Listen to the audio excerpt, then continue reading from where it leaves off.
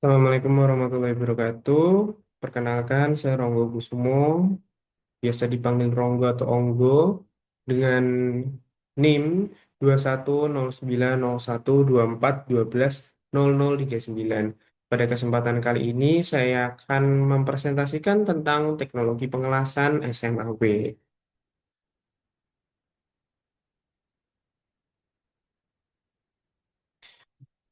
Yang pertama adalah terminologinya terlebih dahulu.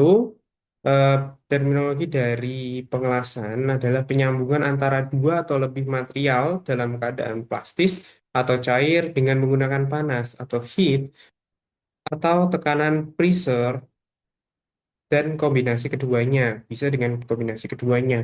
Logam pengisi seperti filler metal dengan temperatur lebur yang sama dengan titik leleh dari logam induk dapat atau bisa digunakan dalam proses penyambungan tersebut itu dari buku British Standard Institution tahun 1983. Penyambungan dari logam atau non-logam yang dihasilkan dengan memanaskan material sehingga temperatur pas dengan atau tanpa menggunakan tekanan pressure atau hanya tekanan dengan atau tanpa menggunakan logam pengisi dari America Welding Society 1989.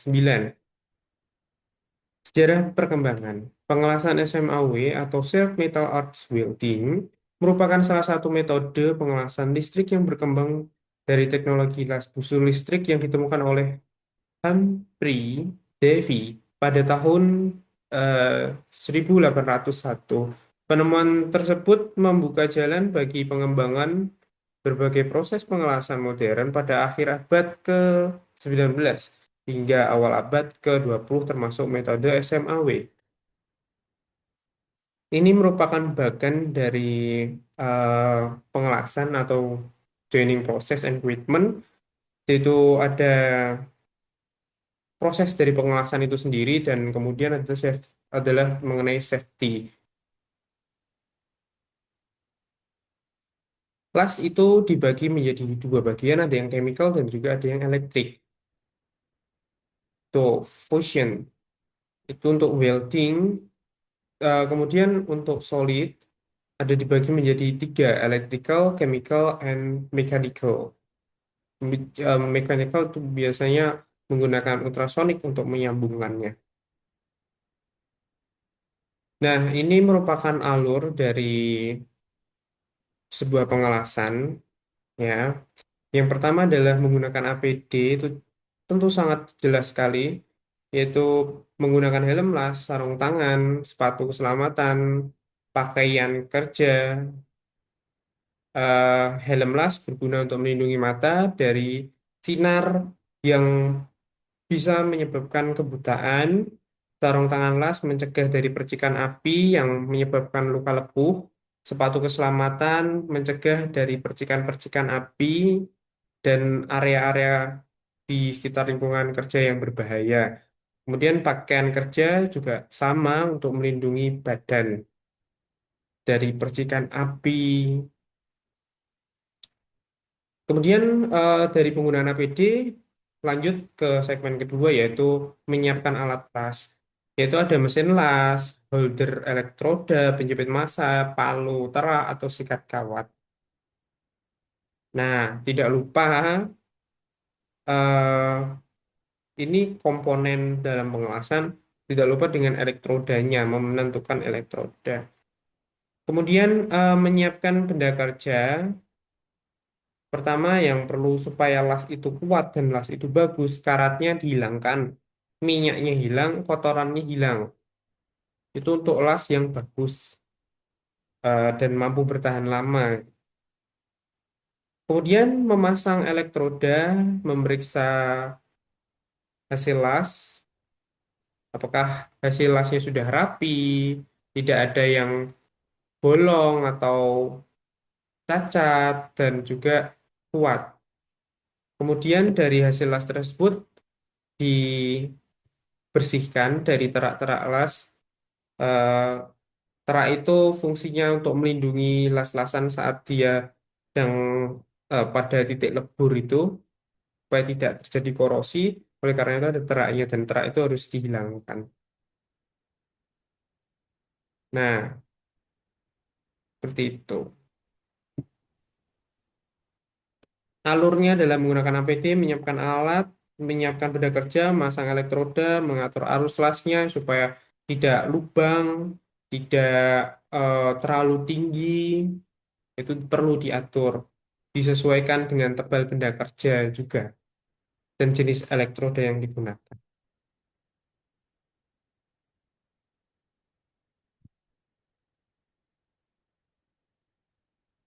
Nah, ini contoh elektroda. E itu menunjukkan bahwa elektroda digunakan untuk pengelasan. 60 menunjukkan kekuatan tarik minimum hasil las yaitu 60.000 PSI. 3 itu menunjukkan jenis lapisan flux dan jenis arus listrik yang dapat digunakan.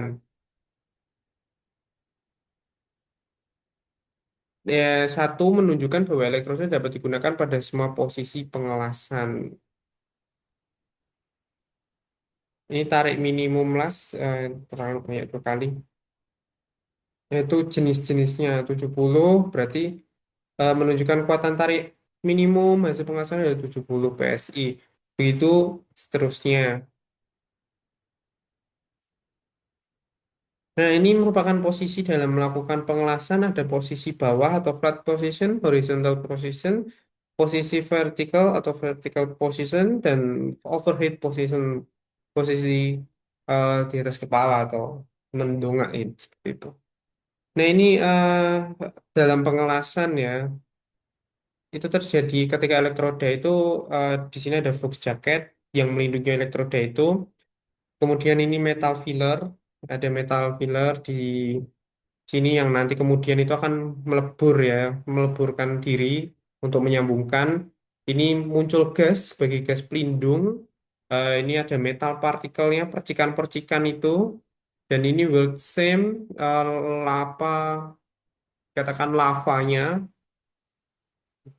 Nah, ini penjepitnya tentu perlu ada korsleting supaya terjadi las. Nah, ini electrode heat, lead ya kabelnya, power dari source-nya, grounding wire ya untuk apa aliran supaya listrik itu terjadi korsleting. Memang sengaja dibuat terus seperti itu. Nah, ini sama seperti eh, yang tadi di cycle kapasitas pemakaian adalah kapasitas pemakaian, kapan perlu diganti dengan tegangan-tegangannya berapa gitu. X-nya 20% itu L2 200 ampere.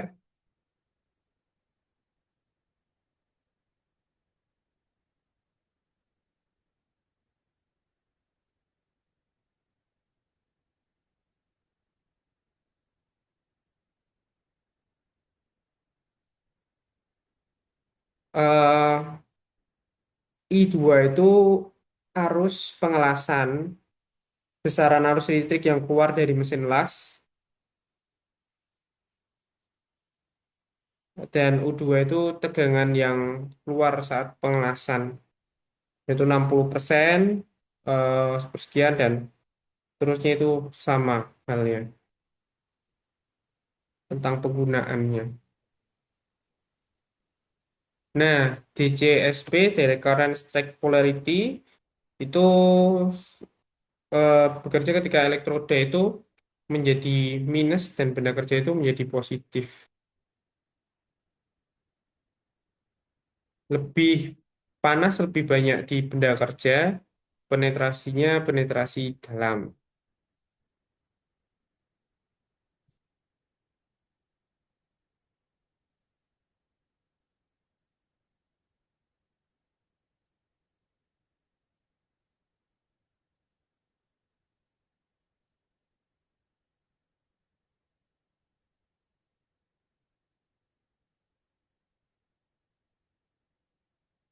DCRP, direct current reserve polarity, elektrodanya itu positif, benda kerjanya itu minus, eh, aliran listriknya itu lebih panas, banyak di elektroda, pelelehan elektroda lebih cepat, dan DCRP itu lebih bagus. Kenapa? Lebih bagus untuk benda yang tebal, dengan benda kerjanya yang tebal, itu lebih bagus. Dan untuk DCSP itu untuk benda yang tipis.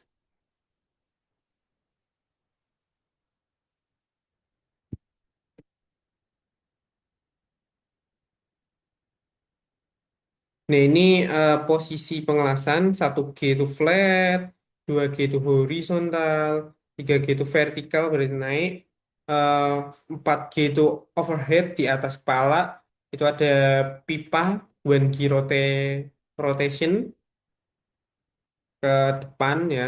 Terus 2G fix pipa, yang pipanya ke atas. Nah, itu perbedaannya ngelasnya ke 1G itu rotation, muterin pipa, tapi dengan pipa itu eh, horizontal jatuh. Yang satunya pipa fix Tugi itu pipa yang vertikal, dan pipa 5G atau fix pipa itu pengelasannya adanya lurus dan horizontal. Kemudian yang pipa 6G, 6G, ein clean itu pipa dengan kemiringan 45 derajat. Hampir mirip dengan 2G, cuman berbeda pada derajatnya saja. Groove field itu alur daripada pengelasan. Kata G itu adalah groove field atau alur pengelasan. 1G itu posisi paling dasar benda kerja pada datar bawah tangan. 2G itu benda kerja tegak, pengelasan dilakukan mendatar ke kiri, ke kanan, atau sebaliknya. Di 3G vertikal, kelas tegak lurus, bisa arah naik, uphill, atau turun, downhill. 4G overhead kelas di atas kepala, posisi ini paling sulit karena resikonya jatuh menimpa orang yang mengelas. Terus pipa rotation berputar, pipanya berputar, Werder tetap di posisi atas.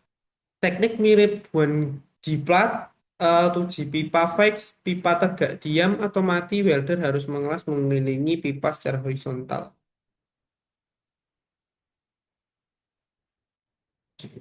Ini kemudian ada 5G fix horizontal atau pipa horizontal itu diam, welder mengelas keliling posisi overhead vertikal dan flat secara sekaligus. Eh, 6G inline, pipa miring 45 dan diam, ini ujian all-rounder. Kalau lulus biasanya otomatis dianggap bisa posisi 1G sampai 5G. Karena kan kaitannya ada atas, ada bawah. Ini huruf R artinya resisten atau terbatas, itu terhalang. Itu kesulitannya ya. Pipa R, ada R-nya ada yang terhalang atau ini ada penutupnya. Ada cincin penghalang, fungsi menstimulus kondisi lapangan yang sempit seperti sambungan pipa T, Y, dan K di offshore. Ini posisi flat 1F ini sedikit berbeda karena sambungannya merupakan sambungan L atau sambungan T. Berbeda dengan sambungan ini adalah sambungan biasa. Terus ada posisi horizontal atau 2F, yang satu flat biasa flat saja, horizontal yang bawah gitu, yang lurus ke bawah. Kemudian ada posisi vertikal dan posisi overhead ada di atas kepala. Vertikal yang naik ke atas. Adalah perbedaan posisi saja.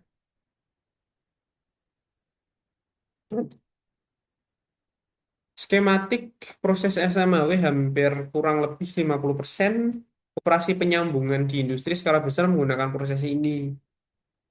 Proses ini disebut sebagai stick welding karena elektroda dalam bentuk batang atau stick.